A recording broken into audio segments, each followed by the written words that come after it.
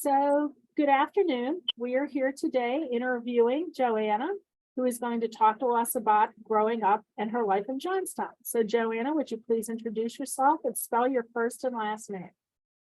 Yes, good afternoon. My name is Joanna, Joanna, Pate, Pate. So, Joanna, what we'd like to do is I'd like you to start to talk to us about what your childhood was like growing up in Johnstown. Talk about your parents, your friends, your experiences with school. Let's start with that. Okay, well, I lived in Kernville, um, and I lived in an actual alley. My parents and we stayed in a double house, and our alley, which was very unique, had a beautiful mix of people. We had folks who were Indian, African American, Caucasian, all living in the same little alleyway. So if you're familiar with Johnstown, an actual street can in and of itself be like a microcosm of a neighborhood, if you will.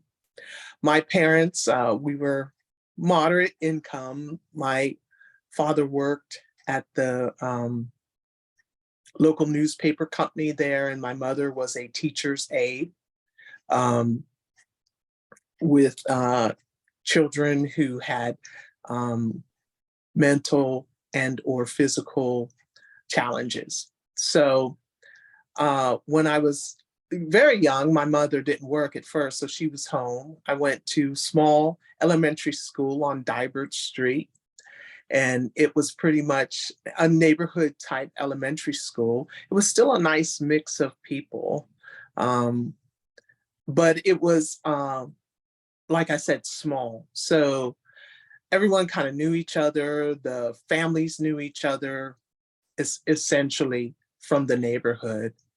And as a small child, it was pretty, I'll say, protected from anything because it was fun childhood, just enjoying having friends, a variety of friends, not really understanding or knowing anything about any differences between people. That was going to be my question. How did growing up with that diverse neighborhood help formulate how you feel and think about people that are different from yourself? Well, it's very interesting. I didn't run into talking about those differences until I went to junior high school. And the way it worked is, of course, they separated us based on where we lived. Sorry about that. And so one half went to one school, one went to the other school, one to Cochran, and the other went to Garfield. So as a result, that widened the population of people where they were coming from, different neighborhoods. So that's when I started to experience understanding that there were differences between how people related to one another based on where they grew up. There were some neighborhoods that were all Caucasian, some that were all African American. And so when that mix came together, the separatism that they were used to became evident because people would gravitate to who they're familiar with. So me, on the other hand, I came from this like little microcosm of a mixed culture. So when I got to junior high, it was eye-opening. I received ridicule, actually, from both sides, if you will, African American and Caucasian. Caucasian because I was African American. African American because I got along with Caucasians. Oh, that's So, interesting. yeah, so I had a unique experience in and of itself. I remember having friends from both sides of the aisles, if you will, and having more so on the Caucasian side, when folks would ask questions, it's like, well, you don't you don't speak like other Black people do, or you don't carry yourself the way other Black people do. And I used to ask, well, what does that mean? You know, just because I'm a color, why does that dictate how I carry myself or the way I speak, etc. Uh, and then on the other side of the aisle, it was like, well, why are you hanging out with those people? And, derogatory terms were used, labels, like old labels such as Uncle Tom. For a female, it'd be a Jane. Uh, and I remember just being like hurt to the core, coming home, talking to my father about it. And like, what does that mean, Dad? Because I'm an only child, so I was just trying to have friends, you know, at the end of the day. So when you were in middle school and in high school, did you participate in any clubs or athletics or the kind of things, because athletics has often been used to break down barriers, when you're Exactly. playing on a team? Did you Mhm. participate in any team events or clubs? Yes, I was in track, um, starting actually in elementary school, because I really forgot. I started out at that small one, and then a new one was built, so that brought in diversity too. However, I didn't run into the um, challenges until junior high. So I did do track, and then in my freshman year, if you will, I did volleyball. So there became the other diversity.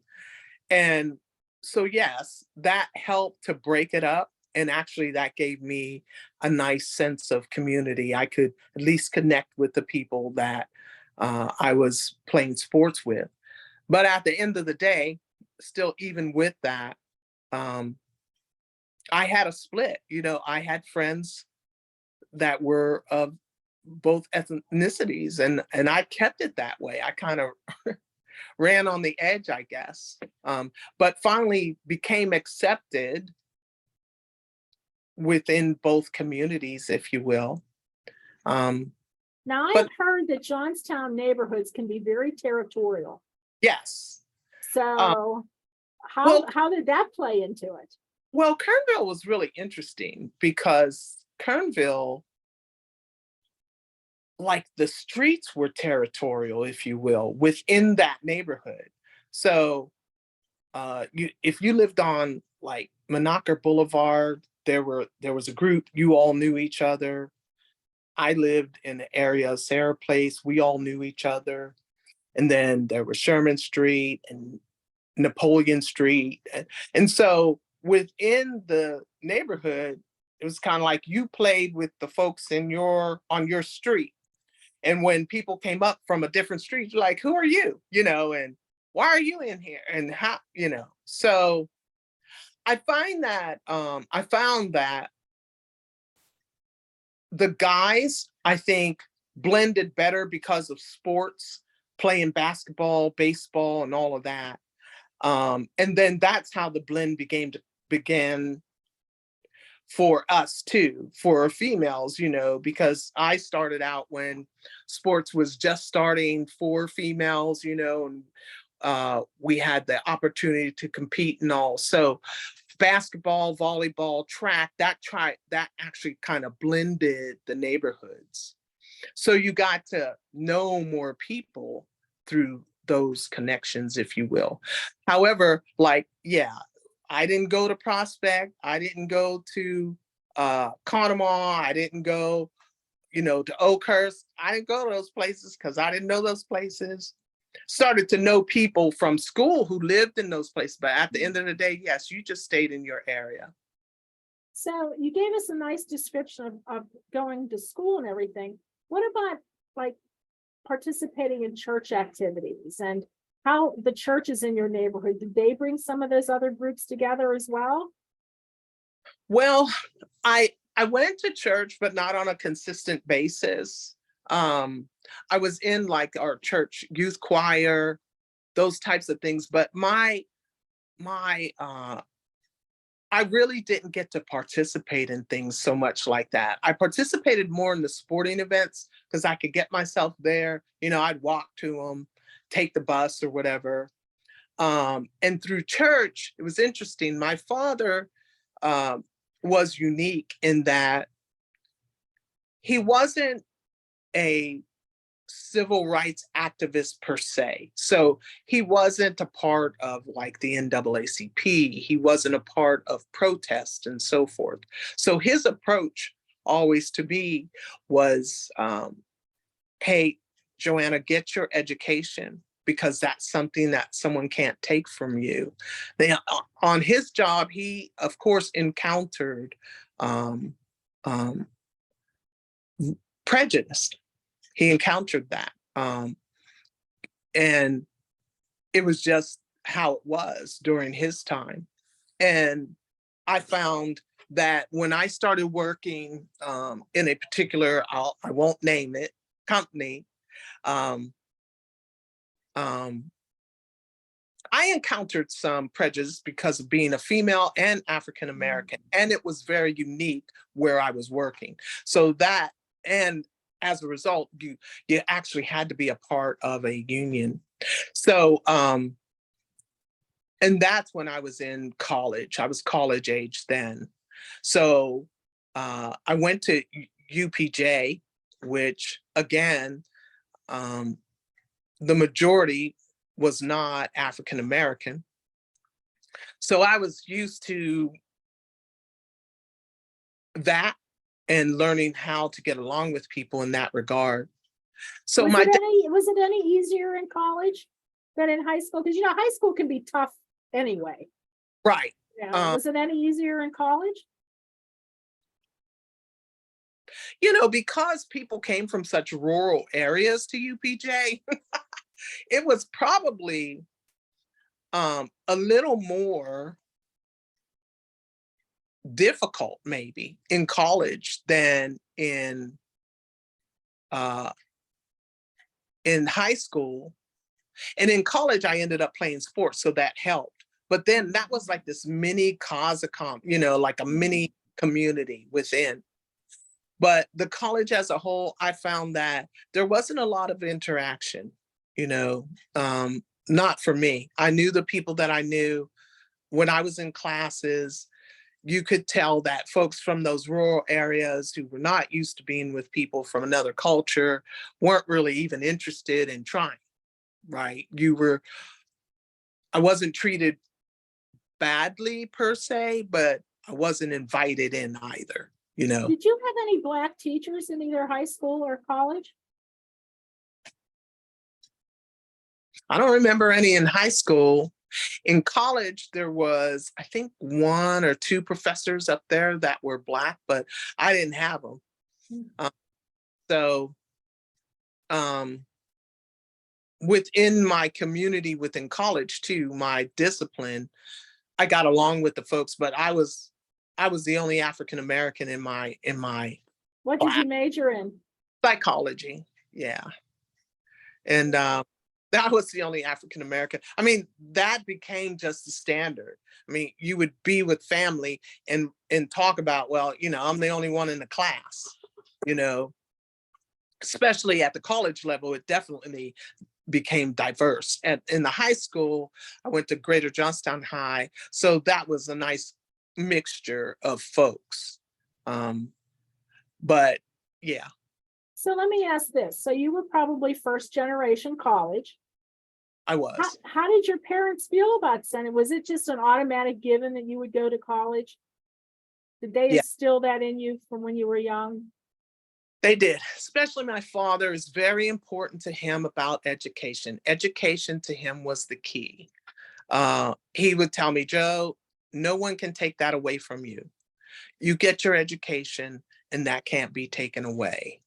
And he didn't get to go, always wanted to go. But the good thing is he was a very learned man. My father read all the time. Matter of fact, when I was young, I didn't like it, but it was a great benefit.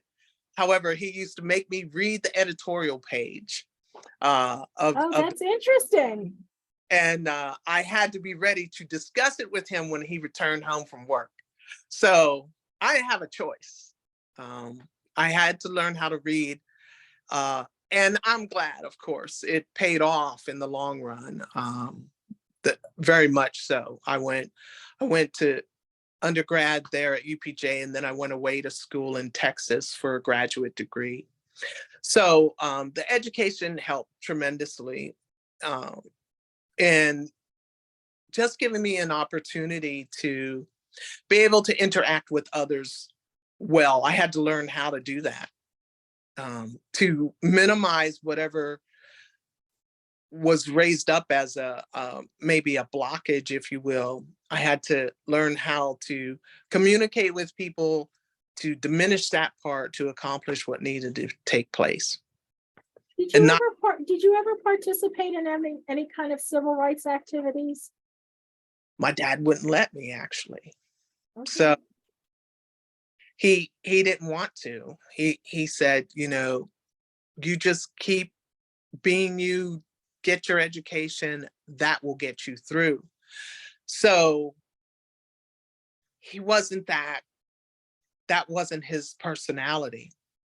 So what he would do, though, and what I ended up learning how to do, mine was a little different. Thank God for God made changes, but I was kind of a little smart aleck. So I would learn all these different ways to say things. And unfortunately, I could cut a person down real nice and easy without any curse words, just because I understood stuff. And, I remember being in a situation where this gentleman um, had watermelon at a lunch, right? He was eating his lunch. So I walked by, and he says, uh-oh. And of course, immediately I knew what he was referring to. African Americans, Black people all eat watermelon. So I didn't bite. I played with him. And he was like, uh-oh. I said, uh-oh, what do you mean, uh-oh? And he says, I said, what? He said, watermelon. I said, what about? You know, watermelon. I was like, oh, you mean all Black people eat watermelon? He's like, well, yeah, And I said, well, I wanted to answer this question. Did they bring it over on the boats when they were coming as slaves? Did they bring watermelon? Was that indigenous to Africa? Or did maybe they just get here and then we started planting it and that's all that we got to eat? That was left, maybe that, and maybe chitlins too, I guess you'll refer to, because we didn't get to eat that. We didn't get the whole pig. We had to eat the intestines and figure out how to cook it to make it taste good. So that's the way my dad was like, just be intelligent about it. And that's how I would do my fight, if you will. Do you feel in the course of your life that you have ever blatantly suffered like civil rights violations or voter suppression, or has there ever been very overt attacks that you have felt personally to any of your rights as a woman, as a Black woman, as an educated woman? There's a bias against educated women. There is, yes, more so on the workplace. Mhm. There up in Pennsylvania, I can even say when I moved, um, even when I went to graduate school, I worked at the city where I was going to school. I had an internship there, and it was interesting. I encountered again civil rights matters, even from my own people and others, right? Because even within the community, there was some issues. But as far as racial issues from the other side, if you will, or Caucasians, yes, I encountered that because I was an educated Black woman. I didn't approach things in a manner that, you know, um, where I felt inferior. So because I didn't, then I was perceived as, um, cocky, if you will, or who do you think you are? And I was okay with that fight because I wasn't bowing down to that. I didn't um, I didn't bow down to that. So as I said, that's how I learned how to come against that prejudice. I was just going to beat you down or browbeat you with what I've learned as an educated person to let you know that, people are people. There shouldn't be a difference. You should judge me based on my character. And so, yeah, on the job, I know that on occasion, just opportunities that were kept from me because I was Black, Mhm. or it became harder. Right. People assumed that, well, you're Black, so you can't understand that, or you're not smart enough for that. Along those, which is ridiculous, but because I learned how to speak up for myself, it didn't mean that I got what I wanted all the time. However, I held my ground. I stood my ground. Good for you. What is your fondest memory of growing up in Johnstown? Like when you think of Johnstown, what makes you warm and fuzzy inside? M subs, um, and rec sports up at Roxbury Park. Oh, how I loved the summers in Johnstown. I played volleyball. My friends played softball. I dabbled in basketball. I wasn't good at it, but I went with my friends, riding bikes, and I just loved summer. We just had the best times in the summer in Johnstown. That's what I missed the most, those rec sports, just being out. My cousins played Little League, the Little League baseball and T-ball. It was just fun. It was fun. I loved going up there. And that was a place where differences, kind of diminished because everybody was interacting, having fun, and it was all for sports. So I think that's another reason why I really loved it.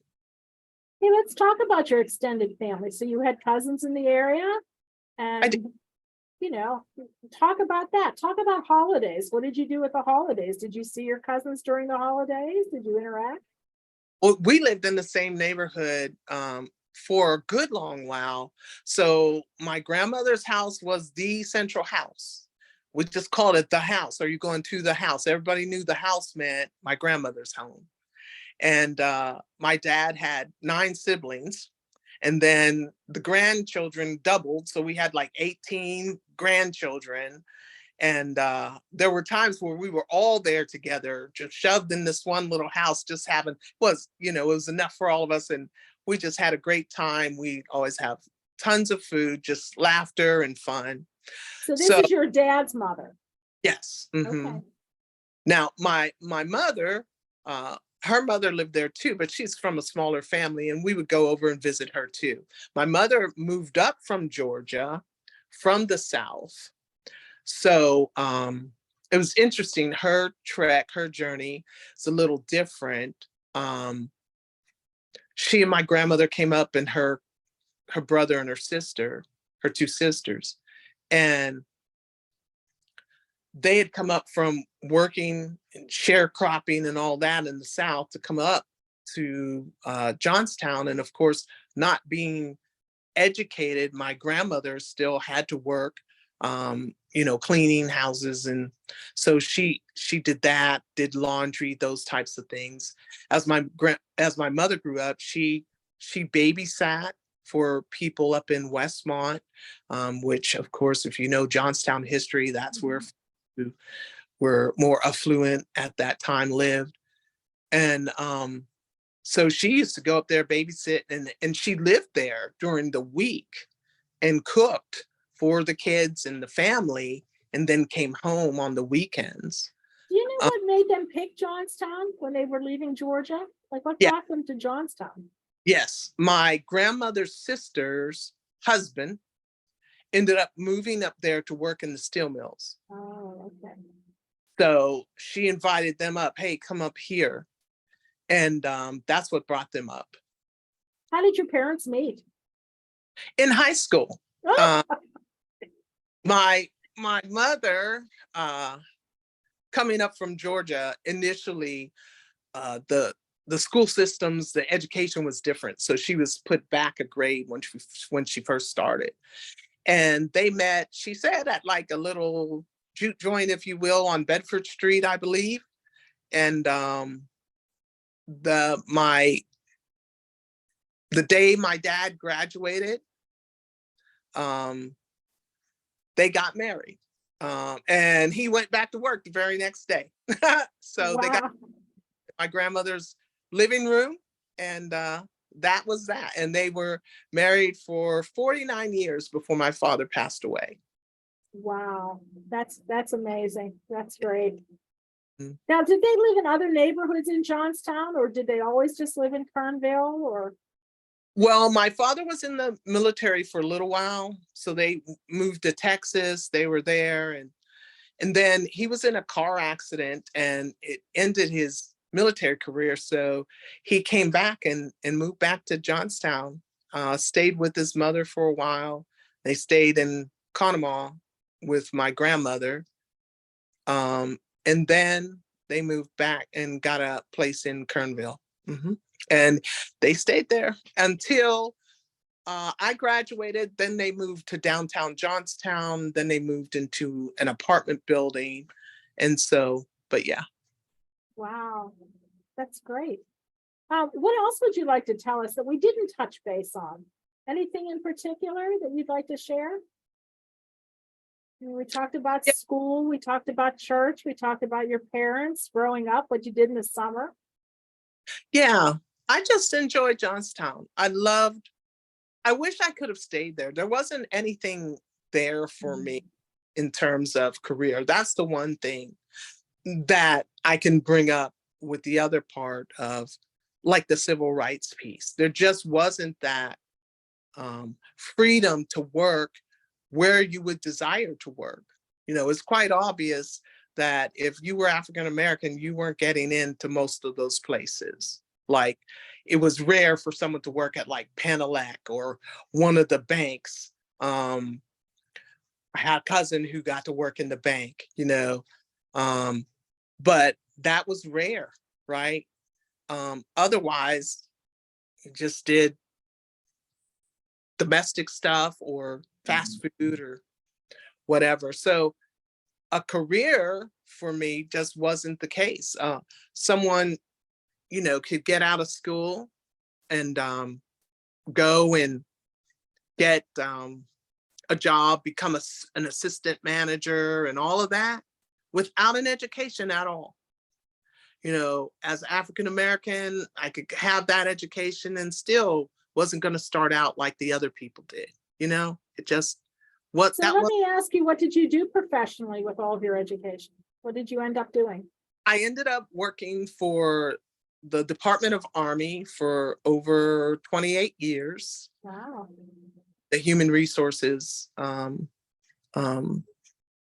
arena, if you will, field. So I had great opportunity there, got great training, learned to do lots of different things. I was a specialist in mainly labor management, employee relations, which was really interesting coming from Johnstown, having some understanding of unions and things along those lines. I got to do lots of training. I traveled mainly in the United States. I never had the opportunity to go overseas, but I had a great career. I really enjoyed it. Wow. That was going to be my question. Did you get to travel a lot? Just within, Okay. I enjoyed certain parts of my career. Now I was happy to retire. As a matter of fact, this month it'll be a year next week that I've retired. It was a tough job. It was really stressful what I did. I loved certain parts of it, and I definitely loved the people that I worked with. I had fun with them, and I had fun, you know, training and being an educator within what I did. And I was a specialist. I was a supervisor for a while and those types of things. But I appreciate all the training, the interaction, the love for our country, the love for our military and what they do, understanding what it takes to be in that environment. I really do appreciate that. So since your retirement, what are you doing now to fill your days? Whatever I want to. I absolutely love it. Honestly, people are like, "What do you do?" I was like, "What I want to do, what I want to do." So I'm really active in my church, so I do some extra volunteering. I love going to the gym, so I was going to water aerobics. I love doing that. I got to travel a little bit. I'm hoping to travel some more. And my mother is down here with me, so that gives me time with her now. I was teleworking near the end of my career, so I was home with her, but still, you're working, so you don't interact all day. So I'm just enjoying that. Yeah. That's wonderful. Well, I certainly appreciate you giving up your time today to do this oral history and to give us a little feel for what Johnstown was like when you were growing up. I do appreciate that. So what our next steps will be is we will take this recording and we will post it on our Cambria memory page, and we will link it to the African American Heritage Collection that we have, where we have other oral histories of people who grew up in Johnstown. Okay, very good. All right. Thank you very much.